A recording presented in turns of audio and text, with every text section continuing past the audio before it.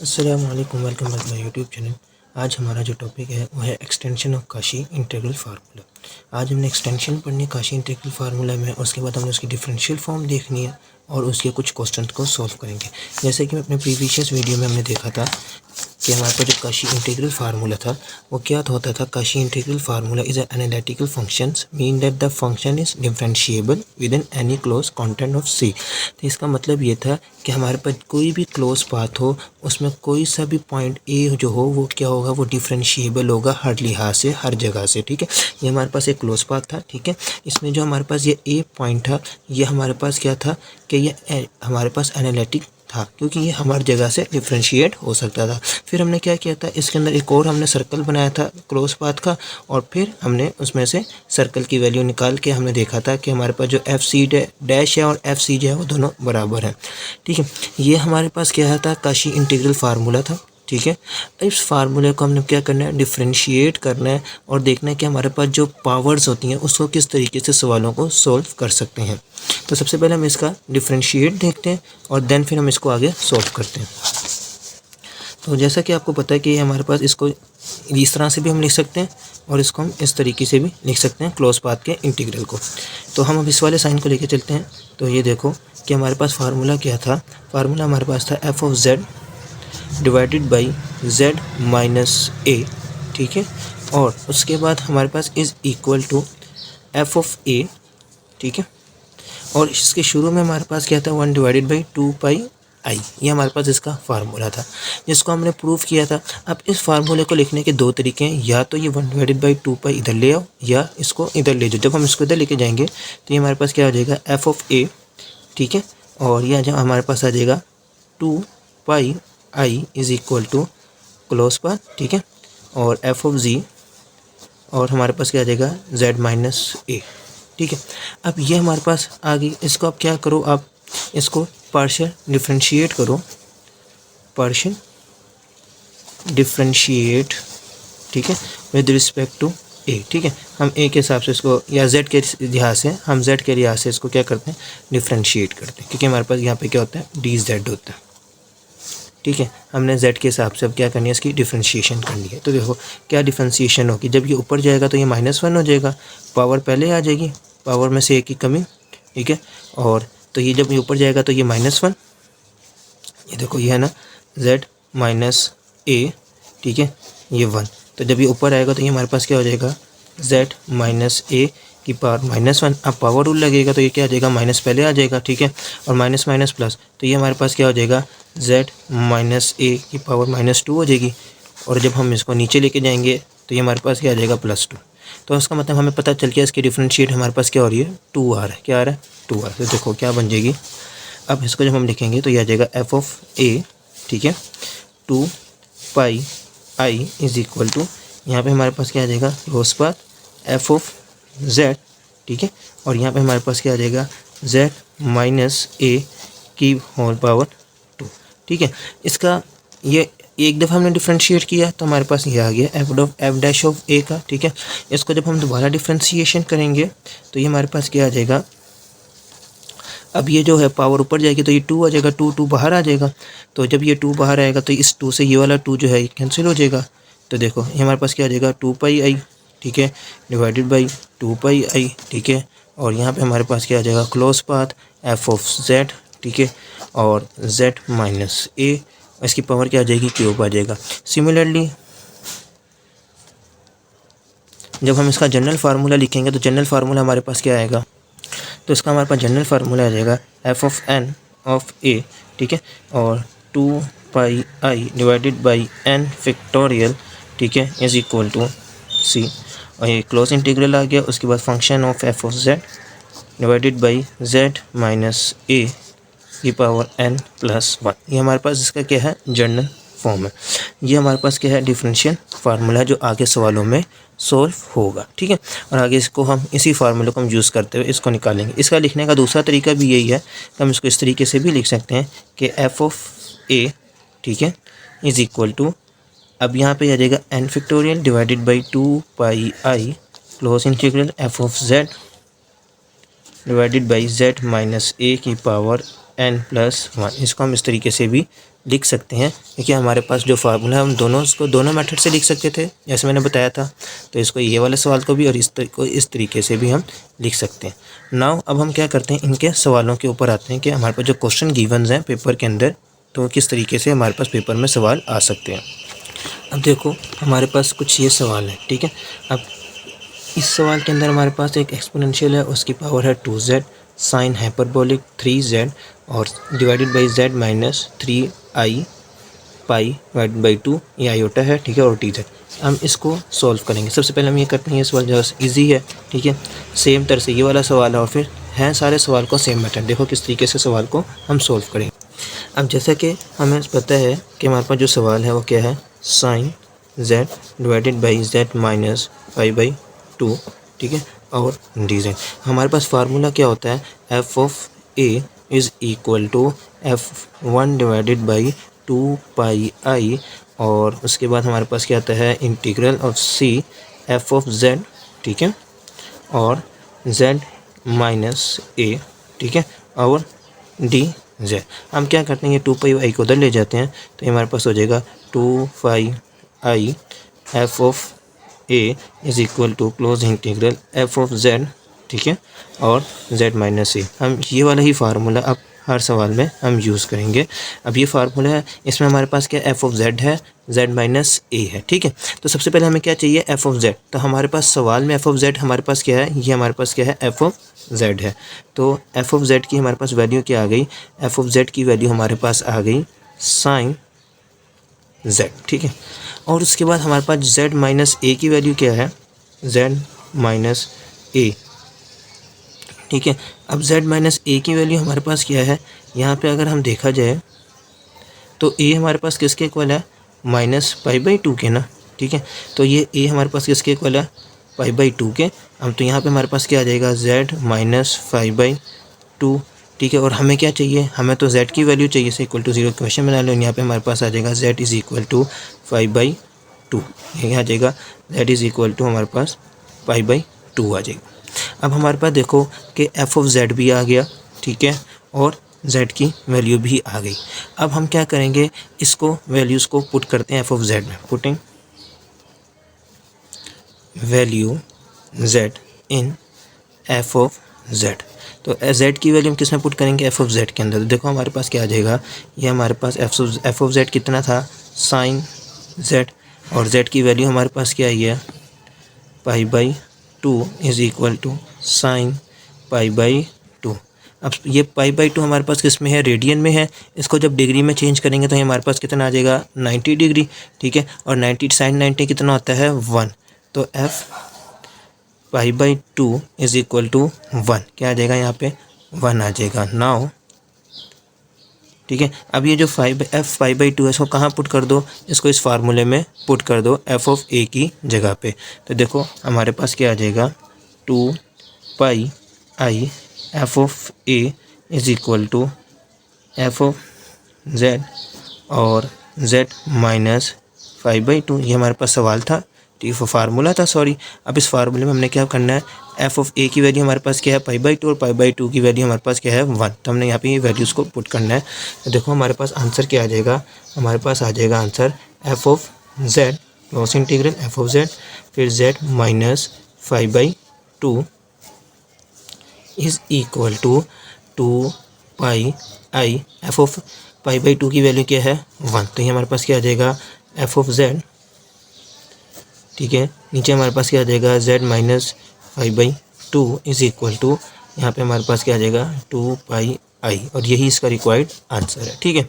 ये वाला सवाल मैंने करवा दिया। सेम इसी तरीके से साइन की जगह पे अगर यहाँ पे कोस z आ जाएगा तो ये आपने इसको खुद सॉल्व करना है, ये आपके लिए मैं छोड़ूँ, ठीक है।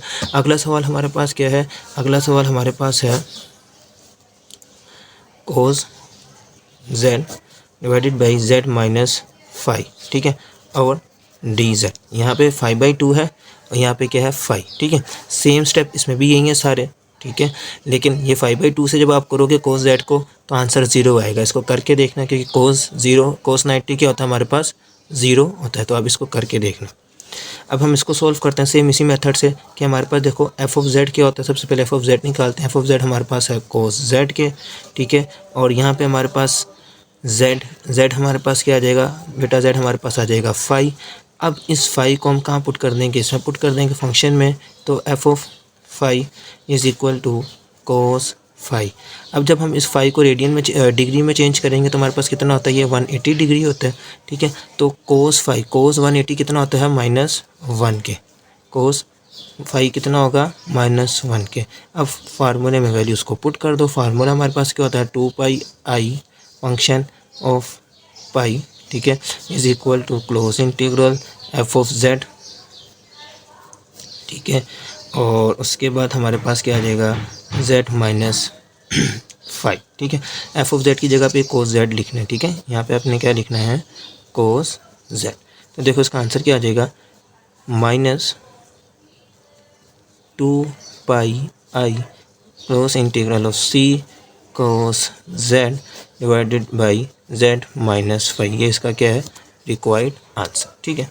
अब हम इसको एक और सवाल करते हैं। अगला सवाल हमारे पास क्या है, वो है क्लोज इंटीग्रल एक्सपोनेंशियल e की power 2z sine hyperbolic of 3z divided by z minus 3 iota five divided by 2। ये हमारे पास क्या है, सवाल है, ठीक है। इसको हमने क्या करना है, सॉल्व करना है। इसको क्या करना है, सॉल्व। तो सबसे पहले देखो एफ ऑफ जेड हमारे पास क्या है, इसमें एफ ऑफ जेड हमारे पास है e की पावर 2z, ठीक है, साइन हाइपरबोलिक 3z, ठीक है। उसके बाद हमारे पास z हमारे पास किसके इक्वल आ जाएगा, यहाँ से उधर चला जाएगा तो हमारे पास आ जाएगा 3 आयोटा फाइव डिवाइडेड बाई 2 के, ठीक है। ये हमारे पास इसके इक्वल आ जाएगा 3 आयोटा फाइव डिवाइडेड बाई 2। अब ये z की वैल्यूज़ को function of F of Z में लगा दो तो देखो क्या आ जाएगा, f 3 iota five divided by 2 is equal to, जब हम यहाँ पे लिखेंगे e की पावर में तो ये 2, ये वाला अंदर क्या आ जाएगा 3 iota five divided by 2 sine hyperbolic 3, और उसके बाद हमारे पास यहाँ पे क्या आ जाएगा 3 आयोटा डिवाइडेड बाई 2, ठीक है। ये चीज़ आ जाएगी। अब यहाँ से ये वाला 2 इस वाले 2 से कैंसिल हो जाएगा, ठीक है। तो ये वाली टर्म एच आ जाएगी इक्वल से पहले वाली। यहाँ पर हमारे क्या आ जाएगा, e की पावर 3 आयोटा फाइव, ठीक है, और साइन हाइपरबोलिक, ठीक है, ये हो जाएगा 9 फाइव डिवाइडेड बाई 2, ठीक है। ये हमारे पास क्या बन जाएगा, एफ ऑफ जेड बन जाएगा। अब यहाँ पे एक्सपोनेंशियल आयोटा थीटा, हमें एक रिलेशन पता है और रिलेशन हमारे पास क्या होता है, e की power iota theta is equal to cos theta plus iota sine theta, ठीक है। हमने अब इस रिलेशन को यहाँ पे यूज़ करना है। तो यहाँ पे देखो ये रिलेशन हमारे पास क्या है, e की पावर 3 आयोटा फाइव, तो ठीक है। तो यहाँ पे हमारे पास क्या आ जाएगा, कोस 3 5 प्लस आयोटा साइन 3 5, ये चीज़ बन जाएगी। अब इसको हम क्या करते हैं, अब आगे इसको प्रोसीड करते हैं। अच्छा देखो हमारे पास वैल्यू क्या बन रही थी, तो हमारे पास वैल्यू बन रही थी 3 iota 5 sine hyperbolic 9 iota 5 divided by 2, ये वैल्यू बन रही थी। अब इसको हमने क्या करना है, इसको सॉल्व करते हैं। तो सबसे पहले हमारे पास इसको सॉल्व करेंगे, तो इसको सॉल्व करके हमारे पास क्या आ जाएगा, कोस 3 5 प्लस आयोटा साइन 3 5, ठीक है, ये चीज़ आ गई। और इसके साथ ये वाला आ जाएगा क्योंकि ये मल्टीप्लाई हो रहे हैं, साइन हाइपरबोलिक, ठीक है, और यहाँ पे क्या आ जाएगा 9 आयोटा 5 डिवाइडेड बाई 2, ठीक है, ये चीज़ बन गई।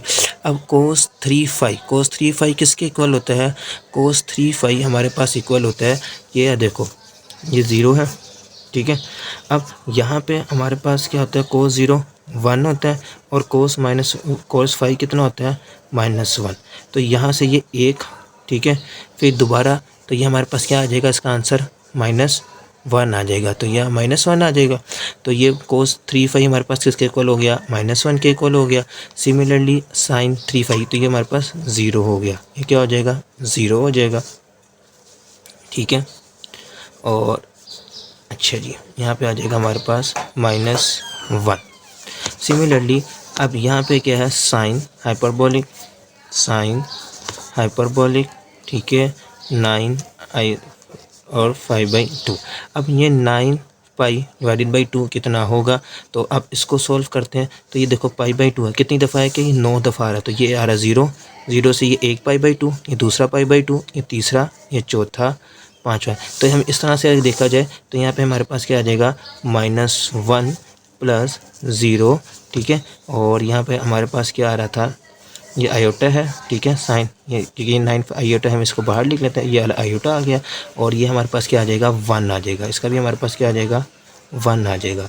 तो ये देखो ये क्या आ जाएगा, -1, ठीक है, -1 आ जाएगा और प्लस आयोटा, ठीक है। अब ये जो आयोटा है, ये तो आयोटा इससे भी मल्टीप्लाई हो रहा है और इससे भी मल्टीप्लाई हो रहा है ना, क्योंकि आयोटा तो मल्टीप्लाई हो रहा है। तो हम क्या करते हैं, इस आयोटा को हम कॉमन निकाल लेते हैं बाहर। आयोटा कॉमन आ गया, ठीक है। अब अंदर देखो, अंदर जब आयोटा कॉमन आ गया तो ये हमारे पास ये 1 ही आ जाएगा, क्योंकि 1 को 0 से मल्टीप्लाई किया 0 और 1 को जब 1 से मल्टीप्लाई किया तो 1 आ जाएगा। तो इसका आंसर हमारे पास क्या आ जाएगा, यहाँ पे माइनस आयोटा आ जाएगा, ठीक है। ये हमारे पास माइनस आयोटा आ गया। किसका आंसर आ गया, माइनस आयोटा। f(z) का आंसर क्या आ गया, माइनस आयोटा, ठीक है। अब इसको फार्मूले में पुट करो। फार्मूला हमारे पास क्या है, फार्मूला हमारे पास होता है फंक्शन ऑफ f(a), ठीक है। फंक्शन f(a) आ गया, उसके बाद 2πi, ठीक है। उसके बाद हमारे पास क्या आ जाएगा, क्लोज इंटीग्रल f(z) होता है, ठीक है। और हमारे पास क्या होता है, z माइनस a, ठीक है। अब यहाँ पे जो हमारे पास f(z) है, f(z) हमारे पास जो सवाल था वो क्या था, तो क्लोज इंटीग्रल, अच्छा, f(z) हमारे पास यहाँ पर सवाल में था e⁻²z साइन हाइपरबोलिक, ठीक है। उसके बाद 3z divided by z minus a हमारे पास क्या था, a हमारे पास था 3i/5 डिवाइडेड बाई 2, ठीक है, ये चीज़ थी। अब यहाँ पे ये देखो कि ये 2 इज इक्वल टू, अब फंक्शन f(a) हमारे पास क्या था, 3i/5/2, ये किसके इक्वल आया था, ये हमारे पास आया है माइनस आयोटा के। तो ये देखो ये क्या हो जाएगा, 2πi, ये वाला एज इट इज़ आ गया सारी वैल्यू, ठीक है। और फंक्शन ऑफ f(a) की जगह पे हमारे पास क्या आंसर आ रहा है, माइनस आयोटा, ये आ गया माइनस आयोटा। तो जब ये आयोटा और ये वाला आयोटा मल्टीप्लाई होगा तो क्या बन जाएगा, आयोटा स्क्वायर, और आयोटा स्क्वायर की वैल्यू हमारे पास क्या होती है, -1, ठीक है। तो ये माइनस माइनस प्लस हो जाएगा। तो इसका आंसर क्या आ जाएगा, क्लोज इंटीग्रल का e⁻²z साइन हाइपरबोलिक 3z और z minus 3i/5 divided by 2 और dz, ठीक है, यहाँ dz लगा लेना, और इज इक्वल टू यहाँ पे क्या आ जाएगा, 2πi। ये इसका रिक्वायर्ड आंसर है, ठीक है। अब हम इसके पावर वाले सवालों पे आते हैं कि इसकी पावर किस तरह से निकालते हैं, पावर वाले सवाल जो हैं। अच्छा, अब ये देखो हमारे पास सवाल है, क्लोज इंटीग्रल है, e⁻3z है cos hyperbolic z divided by z minus i/5 divided by 2 इसकी होल पावर कितनी है, 4, फंक्शन ऑफ z, ठीक है। इसको क्या करना है, सोल्व करना है। नाउ सिमिलरली सेम वही स्टेप करेंगे। सबसे पहले हमारे पास क्या आ जाएगा, फंक्शन ऑफ f(z) हमारे पास क्या है, e⁻3z cos hyperbolic of z, ठीक है, और dz, ठीक है। उसके बाद हमारे पास क्या है, यहाँ पे z हमारे पास क्या आ जाएगा, z हमारे पास आ जाएगा i/5 डिवाइडेड बाई 2, ये हमारे पास क्या है, इसका z है। अच्छा, अब हमने क्या करना है, इसकी डिफ्रेंशिएट करना है। क्या करना है, इसको डिफ्रेंशिएट करना है, क्योंकि हमारे पास पावर में क्या आ रहा है, 4 आ रहा है। अब हमें पता कैसे चलेगा हमने कितनी दफ़ा इसको डिफ्रेंशिएट करना है। तो हमने अभी आपको बताया कि इसका जो जनरल फार्मूला होता है, हमारे पास जनरल फार्मूला क्या होता है, द फंक्शन ऑफ n(a), ठीक है, फंक्शन, और 2πi divided by n factorial is equal to close integral the function of f(z) divided by z minus a की पावर n+1, ठीक है। अब यहाँ पे हमारे पास क्या है, 3 में 1 प्लस करेंगे तो क्या आ जाएगा, 4, तो ये चीज़ वापस बन गई। तो अब इसका मुझे अंदाज़ा हो गया कि मुझे कितनी दफ़ा इसको डिफ्रेंशिएट करना है, 3 दफ़ा इसको डिफ्रेंशिएट करना है। तो हम क्या करेंगे, अब इस सवाल को, फर्स्ट जो इक्वेशन है इसको हम क्या करेंगे, 3 दफ़ा डिफ्रेंशिएट करेंगे। तो अब इसको हम डिफ्रेंशिएट करते हैं। तो इक्वेशन नंबर 1, नाउ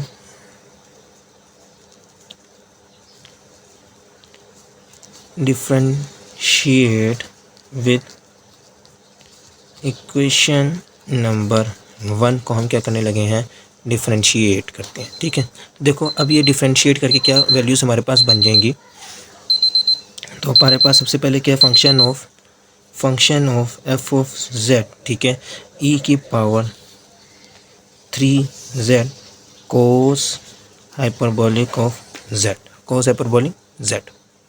अच्छा, सवाल में थोड़ी सी मिस्टेक हो गई, यहाँ पे मैं 3 लिखना भूल गया इस सवाल के साथ। ये क्या है, ई की पावर 3z और 3 कोस हाइपरबोलिक z है, ठीक है। तो यहाँ पे भी हमारे पास क्या आ जाएगा, 3 आ जाएगा। अब इसको हमने क्या करना है, पार्शियली डिफरेंशिएट करेंगे। तो जब हम इसको पार्शियली डिफरेंशिएट करेंगे किसके रिस्पेक्ट से, विद रिस्पेक्ट टू z के, तो ये देखो हमारे पास क्या चीज़ बन जाएगी। सबसे पहले तो इसका फर्स्ट डेरिवेटिव लेते हैं एफ ऑफ जेड का। तो फर्स्ट डेरिवेटिव में हमारे पास पता है कि जो हमारे पास ई की पावर होती है वो शुरू में आ जाती है, और ठीक है, और बाकी सारा एज इट इज़ आ जाता है, बस पावर शुरू में आ जाती है। और उसके बाद हमारे पास आगे क्या था, 3 कोस एच जेड, ये बाकी सारा तो कांस्टेंट था। तो कोस हमारे पास किस में चेंज हो जाएगा, साइन हाइपरबोलिक जेड में, ठीक है। अब फिर क्या करेंगे, इसका एक और दफ़ा डिफ्रेंशिएट लेंगे। जब इसका दूसरी दफ़ा डिफ्रेंशिएट लेंगे तो ये क्या हो जाएगा, 9 ई की पावर 3z, और ये हमारे पास क्या हो जाएगा, 3 कोस z, ठीक है। अब हम क्या करेंगे, इसका थर्ड टाइम इसका डिफ्रेंशिएट लेंगे। तो ये हमारे पास क्या आ जाएगा, 3 9 जा 27, ई की पावर हमारे पास क्या आ जाएगी, 3z, और ये हमारे पास क्या आ जाएगा, 3 को साइन आ जाएगा यहाँ पे हाइपरबोलिक z, ठीक है। ये चीज़ हो गई। अच्छा, जब हमने इसका डिफरेंशिएट लिया तो साइन, तो ये इसका जब हम कोस को डिफरेंशिएट करेंगे तो यहाँ पे आ जाएगा माइनस का निशान आ जाएगा, ठीक है। तो ये वाला माइनस हो जाएगा, और फिर जब इसको दोबारा करेंगे तो ये प्लस हो जाएगा, ठीक है।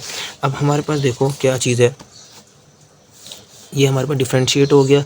अब z की वैल्यू हमारे पास क्या थी, z की वैल्यू हमारे पास थी आयोटा 5 डिवाइडेड बाई 2। अब इस वैल्यूज़ को हम यहाँ पे पुट करने लगे हैं। तो देखो हमारे पास क्या आ जाएगा,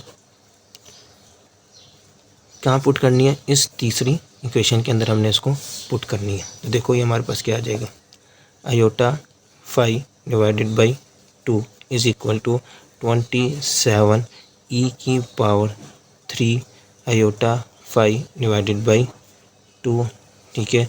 उसके बाद ये हमारे पास क्या आ जाएगा, 3 साइन हाइपरबोलिक और आयोटा 5 डिवाइडेड बाई 2, ये चीज़ बन गई। अब इसको सॉल्व करते हैं। तो ये एज इट इज़ आ जाएगा इज़ इक्वल टू 27 भी एज इट इज़ आ जाएगा। अब यहाँ पे देखो 3 आयोटा 5 है, तो यहाँ पे हमारे पास हमने भी पीछे सवालों में किया था, सेम वही स्टेप यहाँ पे भी करेंगे। तो यहाँ पे हमारे पास क्या आ जाएगा, कोस 3 5 डिवाइडेड बाई 2, ठीक है, plus iota sign 3 5 divided by 2, ये चीज़ हमारे पास यहाँ पे बन जाएगी। तो अब हम इसको उसी तरीके से सॉल्व करते हैं। तो देखो हमारे पास ये क्या बन जाएगी वैल्यू, इसको एक्सपेंड करेंगे एक्सपोनेंशियल वाले को, तो यह हमारे पास आ जाएगा 27 एज इट इज़। यहाँ पे हमारे पास आ जाएगा कोस 3 5 divided by 2 plus iota sign 3 5 divided by 2, और इसके साथ हमारे पास ये 27 अंदर मल्टीप्लाई हो जाएगा, ठीक है। और इसके साथ ये वाली वैल्यू भी मल्टीप्लाई हो रही है, तो ये हमारे पास आ जाएगी 3 साइन, और यहाँ पे हमारे पास क्या आ जाएगा, आयोटा 5 बाई 2, ठीक हो गया, यहाँ तक क्लियर है। उसके बाद देखो हमारे पास क्या आ जाएगा, ये 27 as it is, cos 3 5 by 2 हमें पता है कि यहाँ पे क्या होता है, ये हमारे पास आ जाएगा -1 के इक्वल हो जाएगा। और ये क्या है, आयोटा, आयोटा ये सारी वैल्यू हमारे पास किसके इक्वल आ जाएगी, 0 के इक्वल आ जाएगी। तो ये तो हो गया हमारे पास 0, ये क्या आ गया हमारे पास 0 आ गया। नाउ अब ये हमारे पास क्या है, 3 साइन आयोटा 5 डिवाइडेड बाई 2। तो इसके जब हम करेंगे तो ये देखो ये हमारे पास क्या आ जाएगा, 3 एज इट इज़, और साइन आयोटा 5 बाई 2 ये हमारे पास किसके इक्वल हो जाएगा, ये हमारे पास हो जाएगा 1 के इक्वल हो जाएगा। तो ये हमारे पास आ जाएगा 3 आयोटा, ये किसके इक्वल आ जाएगा, 3 आयोटा के इक्वल आ जाएगा। अब 3 आयोटा को हम अंदर मल्टीप्लाई करवाएंगे तो ये हो जाएगा 27, यहाँ आ जाएगा -3 आयोटा, और 0 तो ख़त्म हो जाएगा, ठीक है, 0 तो ख़त्म हो जाएगा। थोड़ी सी इसमें मिस्टेक ये हो गई हमसे कि यहाँ पे असल में सवाल में ये प्लस का निशान आ रहा है, हमने असल में प्लस नहीं डाला हुआ, तो ये प्लस हो जाएगा। इसी तरह से यहाँ पे भी प्लस आ जाएगा हमारे पास, एक्सपोनेंशियल के बाद प्लस है, यहाँ पे भी प्लस है, यहाँ पे भी प्लस है, उसके बाद फिर ये भी प्लस है, ठीक है। तो यहाँ पे भी ये प्लस आ जाएगा, और फिर ये भी प्लस आ जाएगी। तो इसका मतलब यहाँ पे हमारे पास क्या आ रहा है, प्लस आ रहा है, ठीक है, अब इसको आगे सोल्व करते हैं। ठीक है, यहाँ तक देखो कि हमारी मिस्टेक सिर्फ ये हो रही थी कि बीच में हमारे पास ये प्लस आ रहा था, ये अब आपस में मल्टीप्लाई नहीं हो रहे थे और मैंने ध्यान नहीं दिया, उसमें मल्टीप्लाई करवा दिया। अच्छा, अब ये देखो कि हमारे पास ये क्या हो जाएगा, -27। ठीक है, -27 आयोटा हो जाएगा, उसके बाद प्लस ये आ जाएगा हमारे पास 0, ये क्या आ जाएगा 0, और ये आ जाएगा हमारे पास +3 आयोटा। ठीक है, अब आयोटा हम कॉमन ले लेंगे। आयोटा को जब हमने कॉमन ले लिया तो हमारे पास ये क्या हो जाएगा, -24 आयोटा, -24 आयोटा आ जाएगा। किसकी वैल्यू आ गई, हमारे पास आ गई f(a) की वैल्यू कह लो, या f(आयोटा 5/2) की इसको वैल्यू कर लो।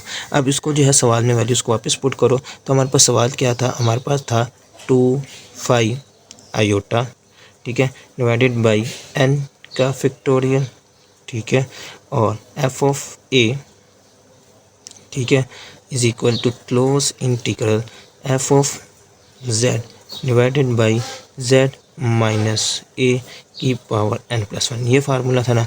अब यहाँ पे हमारे पास n+1 क्या है, 3, तो यहाँ पे n की फैक्टोरियल क्या आ जाएगा, 3।